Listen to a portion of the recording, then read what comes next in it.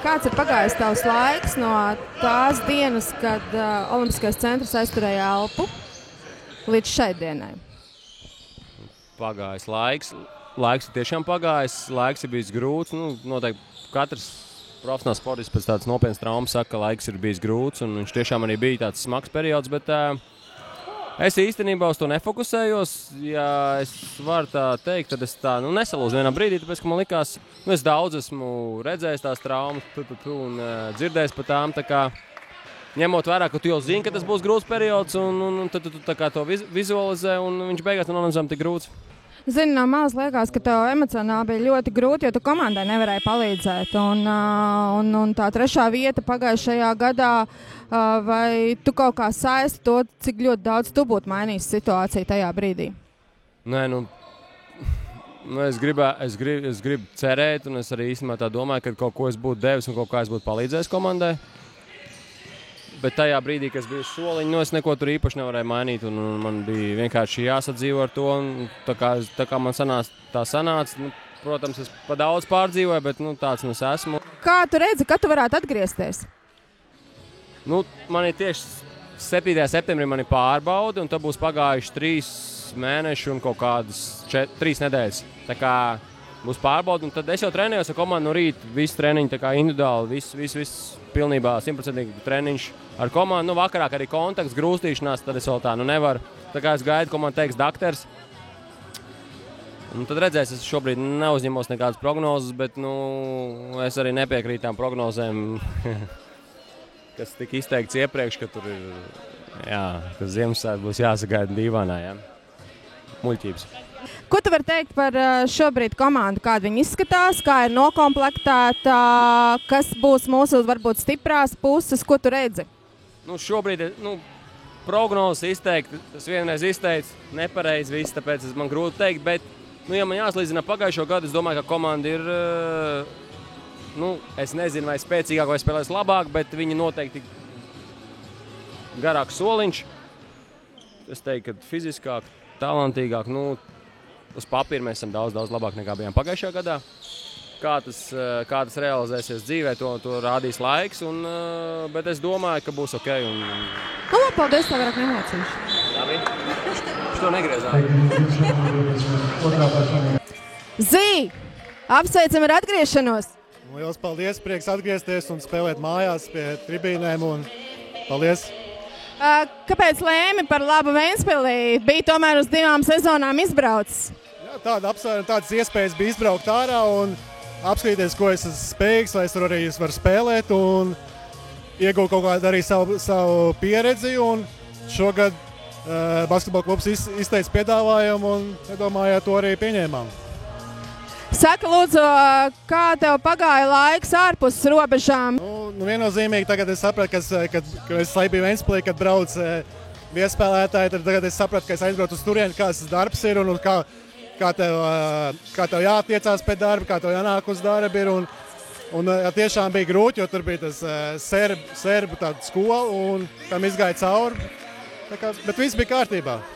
Kā tev patīk šī mūsu Ventspils komanda šogad? Protams, ir lielais. Mēs esam sanākuši daudz jaunu tagad kopā un meklējam to saikni, kā ģimenei jābūt ir. Tad esam 3 nedēļas kopā. Es domāju, pēc rezultātu, ko mēs tikai 2 spēles nospēlējuši, es teiktu, ka labi. Un Kārlis Mužnieks, tu esi pie viņa trenējies? Tas bija jaunībā, jā. Tas bija jaunībā. Jaunībā tev bija arī tāda, draiskāka tā jaunība. Tagad jau esi nopietnāks un kā tagad? Tas ir viss senais kalniem un tā vairs nav taisnība. Kā tu teici, tad es biju draiskāks un tā doma varbūt nebija tik daudz tajā basketbolā, bet uz šo brīdi ir jāstrādājam pie taktiski, ko treneris grib tieši, pie kā viņš uzsver ir un pie tā ir jāstrādā. Jā. Treneri, kā ir pagājusi šī vasara?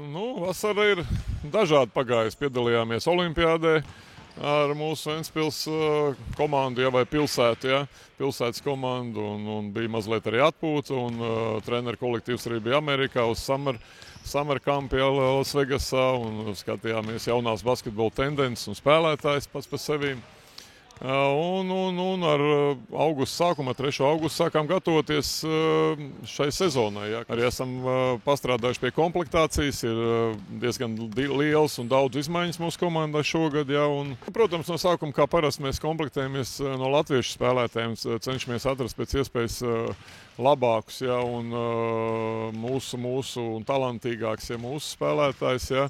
Un pēc tam izejot no tā, kādās pozīcijās mēs viņus atrodam un ar kādu basketbola arsenālu, ja, tad tādas mēs piemeklējam pārējos ārzemju spēlētājs, es domāju. Un tā arī ir veidot šī komanda. Ja. Noteikti pateikt, kāds mūsu modelis pēc mēneša, kad sāksies oficiālie sacensības Latvijas meistarībā, vēl nevar. Šobrīd ir iztrūkuma komandā, kas ir diezgan nozīmīgs, Kristofs Janičēnuks un Māris Gulbis. Cik lielu robu tas šobrīd sastāvā veido? Protams, šie abi spēlētāji pagājušajā gadā nesa lielu pienesumu mūsu komandai, ja, gan Janičēnuks, gan Gulbis, un abi divi, ja, mums arī bija noteikti būs vajadzīgi šogad. Ja.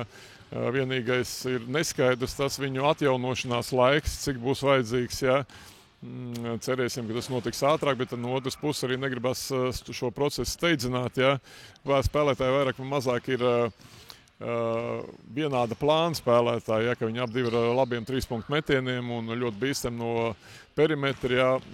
Ja, un līdz ar to varbūt, kā tu pareizi teici, kad mūsu komandai mazliet rops, kad varbūt var pietrūkt šie spēlētāji, kas var agresīvi un precīzi vienmēr uzbrukt no 3-punktu metienu līnijas ar augstu procentu. Tā kā centīsim šo robu aizpildīt, gan ar tiem spēlētājiem, kas ir, varbūt arī skatāmies vēl apkārt, kas notiek. Ja. Šogad mums mazliet noveicās jāatzīst ar Eiropas čempionu līgu, jo tikām pamat turnīrā, tomēr bijām tikai 3. vietā iepriekšējo gadu. Kā vērtējat tos pretiniekus, kas ir mūs sagaida? Novērtēt ir grūti, pretinieki ir zinām, pareizi jūs teicāt, bet novērtēt ir grūti, tāpēc, kad komandas vēl nav beiguši komplektāciju. Vērtēt komandu pēc iepriekšējā gada startiem ir nepareizi un grūti, tāpēc, ka visām komandām vai daudzām komandām ir izmaiņas. Tā kā to mēs redzēsim tuvākā mēneša 2 laikā, tā kā pirmā mūsu oficiālā spēle 19. oktobrī. Un tā kā mums ir laiks gan novērtēt pretinieku, gan ievākt informāciju, ja, bet skaidrs tas, ka šī līga būs daudz stiprāka, ja, un pretinieki būs daudz stiprāki, un tāpēc arī būs interesantāk, un tāpēc arī noteikti mums ir jāspēlē daudz labāk basketbolu. Ja. Spēle sāksies septembra beigās ar Latvijas līgu. Kāds režīms ir paredzēts septembrī komandai? Un var sanākt tā, ka katru weekendu, katrs brīvdienas, ja, piekdienas, sestdienas, svētdienu mēs spēlējam turnīrā. Nākamo piekdienas, sestdienas, svētdienu mēs spēlējam Liepājā, piedalāmies turnīrā. Pēc tam Lietuvā mēs esam labā turnīrā, spēlējam 3 spēles. Un tad augusta nobeigumā, 24. 25. Septembrī mēs spēlējam Baltijas kausu, kas notiks Valmierā.